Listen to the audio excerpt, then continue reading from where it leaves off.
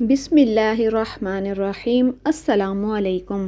سیرت النبوی صلی اللہ علیہ وآلہ وسلم کے سلسلے کی نئی ویڈیو کے ساتھ حاضر ہیں۔ پچھلی ویڈیو میں غزوہ خندق کی تفصیل اور اس کے واقعات کا تذکرہ کیا تھا۔ جب آپ صلی اللہ علیہ وآلہ وسلم غزوہ خندق سے فارغ ہو کر گھر آئے تو وہ دوپہر کا وقت تھا۔ حضور صلی اللہ علیہ وآلہ وسلم نے ظہر کی نماز ادا کی اور سیدہ عائشہ صدیقہ کے حجرے میں داخل ہو گئے۔ آپ صلی اللہ علیہ وآلہ وسلم ابھی غسل فرما رہے تھے کہ اچانک حضرت جبرائیل علیہ السلام سیاہ رنگ کا ریشمی عمامہ باندھے وہاں آ گئے۔ حضرت جبرائیل ایک خچر پر سوار تھے۔ انہوں نے آتے ہی آپ صلی اللہ علیہ وآلہ وسلم سے کہا، اے اللہ کے رسول، کیا آپ نے ہتھیار اتار دیے ہیں؟ آپ صلی اللہ علیہ وآلہ وسلم نے فرمایا، ہاں اتار دیے ہیں۔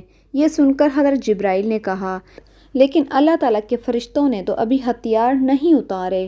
اس کے بعد حضرت جبرائیل علیہ السلام نے کہا کہ اللہ تعالیٰ نے آپ کو حکم دیا ہے کہ آپ اس وقت بنو قریظہ کے مقابلے کے لیے کوچ کریں، میں بھی وہاں جا رہا ہوں۔ اس پر حضور صلی اللہ علیہ وآلہ وسلم نے اعلان کرایا، ہر اطاعت گزار شخص عصر کی نماز بنو قریظہ کے محلے میں پہنچ کر پڑھے۔ اس اعلان سے مراد یہ تھی کہ روانہ ہونے میں دیر نہ کی جائے۔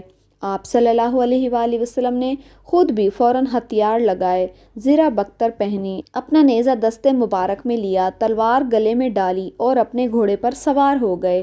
آپ صلی اللہ علیہ وآلہ وسلم کے گرد صحابہ کرام بھی ہتھیار لگائے گھوڑوں پر موجود تھے۔ صحابہ کرام کی تعداد 3000 تھی۔ ان میں 36 گھڑ سوار تھے۔ ان میں سے 3 گھوڑے حضور صلی اللہ علیہ وآلہ وسلم کے تھے۔ اس غزوہ کے موقع پر آپ صلی اللہ علیہ وآلہ وسلم نے حضرت عبداللہ بن ام مکتوم کو مدینہ منورہ اپنا قائم مقام مقرر فرمایا۔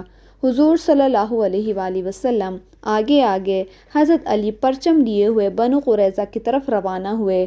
حضرت علی چونکہ آگے روانہ ہوئے تھے اس لیے پہلے وہاں پہنچے۔ انہوں نے مہاجرین اور انصار کے ایک دستے کے ساتھ بنو قریظہ کے قلعے کے سامنے دیوار کے نیچے پرچم نصب کیا۔ ایسے میں یہودیوں نے حضور صلی اللہ علیہ وآلہ وسلم کو برا بھلا کہنا شروع کیا۔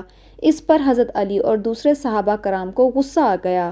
نبی پاک صلی اللہ علیہ وآلہ وسلم وہاں پہنچے تو حضرت علی نے انہیں یہودیوں کی بد زبانی کے بارے میں بتایا۔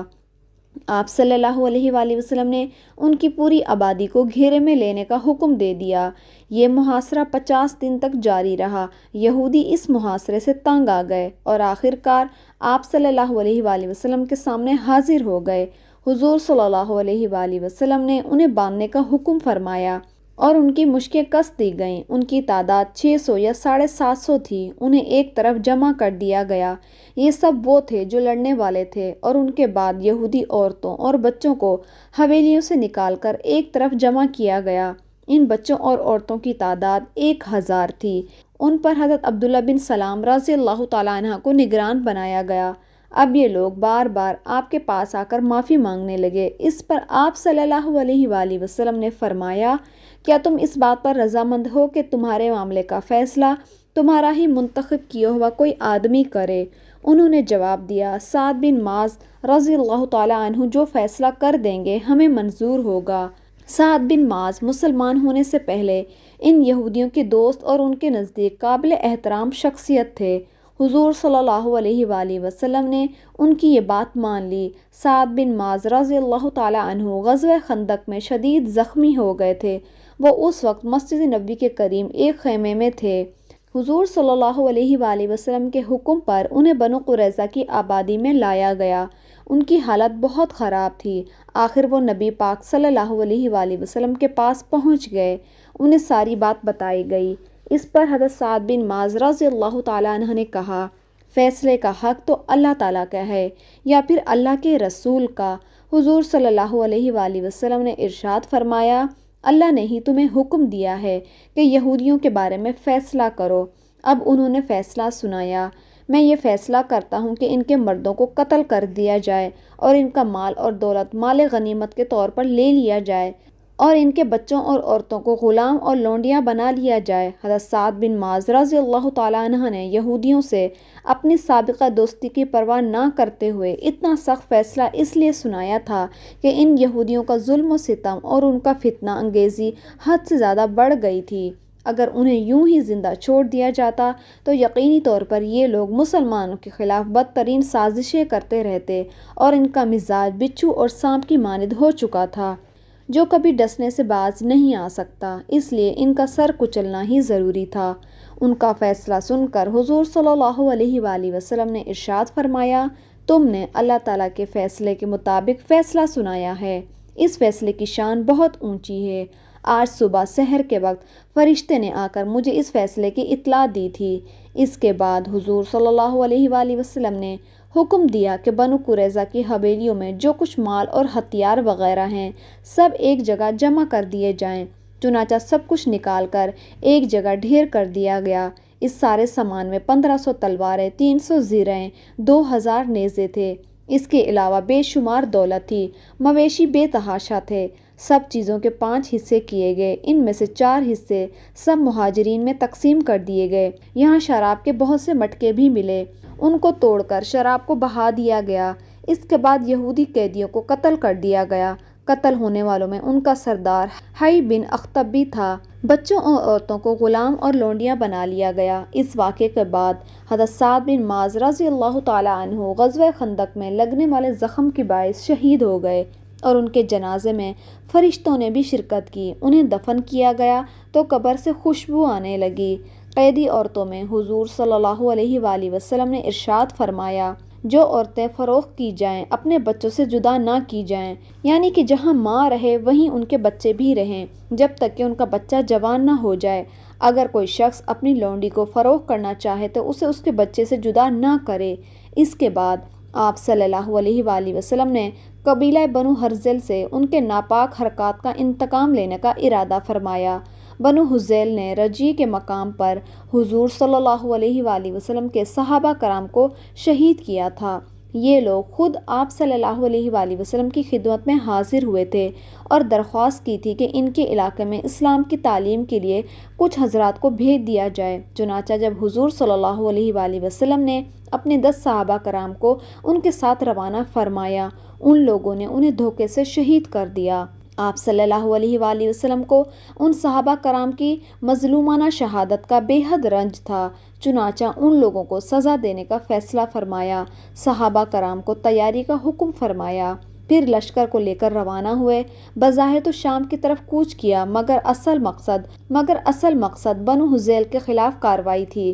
منزل کو اس لیے خفیہ رکھا گیا تاکہ دشمنوں کو جاسوسوں کے ذریعے پہلے سے معلوم نہ ہو اور مسلمان ان ظالموں پر بے خبری میں جا پڑیں۔ مدینہ منورہ میں حضور صلی اللہ علیہ وآلہ وسلم نے اپنا قائم مقام عبداللہ بن ام مکتوم کو مقرر فرمایا۔ اس غزوے میں حضور صلی اللہ علیہ وآلہ وسلم کے ساتھ کافی تعداد میں صحابہ کرام تھے، ان میں سے 20 گھوڑوں پر سوار تھے۔ پہلے حضور صلی اللہ علیہ وآلہ وسلم اس مقام پر پہنچے جہاں صحابہ کرام کو شہید کیا گیا تھا۔